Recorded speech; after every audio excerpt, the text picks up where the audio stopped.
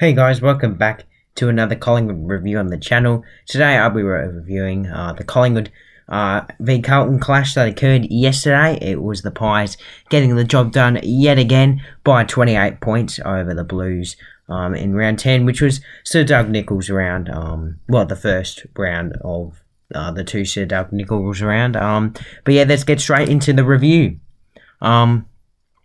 And yeah, it was just a fantastic performance, one that was very, very expected. And yeah, we had a few stars in the game as well. And yeah, we're just able to get the job done in a game that didn't really have much to take out of it. Not too much really to take out of it. Just a few fantastic performances.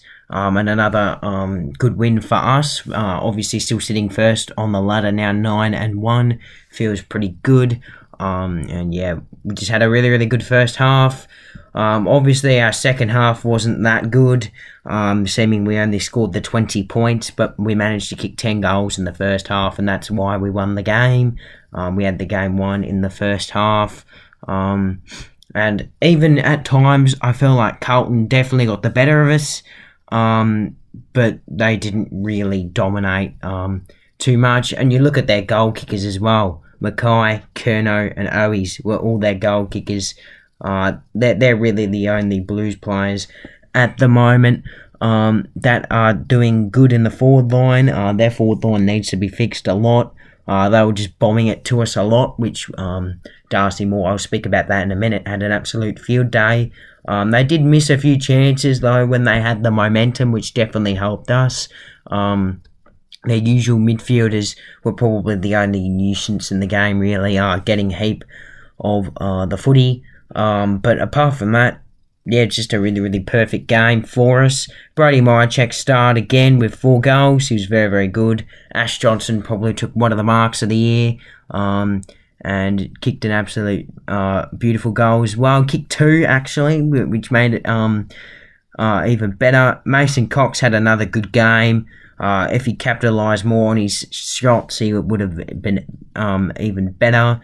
And then Darcy Cameron also made a huge impact, being a late in to the team. We were going to name him as sub, but we decided to swap him and Ginnivan around. A few other players that you'd usually see dominating for us. Josh Dacos, he was probably our best midfielder on the day. Tom Mitchell was very, very good. Scott Pendlebury had a good game. John Noble also was very, very good. Will Hoskin-Elliott probably had his best game of the season. Jordan Ngoe, Nick Dacos, Steele Sidebottom. The list really goes on, doesn't it? The only real players that I didn't really see too much of was Taylor Adams. I would have liked to see a little bit more of him. But yeah, look, he's getting old now. And the other one I didn't see too much of, surprisingly, was Braden Maynard. I thought he'd be a little bit better than what he was. I'm pretty sure he did at times play on Owies. Obviously, their forward line is pretty good. The Blues, and look, it's always a challenge to play on the Blues forward line, and I'm pretty sure he had the job, maybe a shared role on Owies.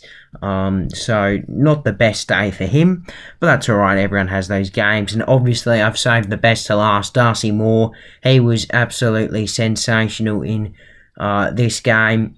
Obviously got robbed of one of his intercept marks, which is unfortunate, but did get the 10 intercept marks, which is obviously equal best with a few other players. But yeah, just a fantastic game. Carlton kept on bombing it to him, and he was just sensational. And yeah, we've definitely picked the right captain moving forwards, because Darcy Moore should be a leader of our club and probably should stay with that captain role for quite some time, you would expect. Yeah, pretty happy with the way he's going at the moment. Obviously, next week is a pretty big week for us. We do have North Melbourne and then West Coast, but this North Melbourne game is pretty big, seeming we've got Mason Cox's 100th game and still Sidebottom's 300th game. So it's going to be a round of celebration for us. Obviously, we're taking on the Roos at Marvel. It is a home game for us. So very, very interesting that we're having a home game at Marvel. We don't play too well at Marvel, but hopefully we can get the job done. Look, we should. I don't think we will. We might smash them. I don't think they're in amazing form. But yeah, look, I don't think it will get too bad for North. I don't think we're going to smash them by too much. Obviously we know what happened last year, almost lost it. But yeah, going to be a round of celebrations for us. Hopefully we can keep continuing our red hot form, because obviously we're still first on the ladder. We've got a few VFL players that are, getting up there now in form, and definitely pushing for selection. Josh Carmichael kicked 4 goals a few weeks ago in the VFL against the Giants VFL team. So we've definitely got a few options in the VFL as well. Obviously, Pat Lipinski, Dan McStay, and Billy Frampton, who didn't play against Carlton on the weekend. They've obviously been fantastic, but still injured.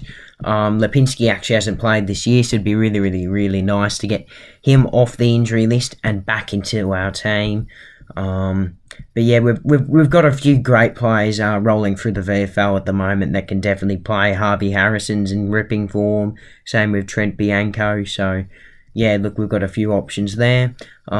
Interesting that Reef McInnes didn't stay as sub, but yeah, obviously the move with Ginnivan as sub. I'm not expecting a change to our side this week against North. We may make a change or two, or maybe if someone pulls out injured. But apart from that, I don't really see us making a change. So yeah, I hope you guys enjoyed the review.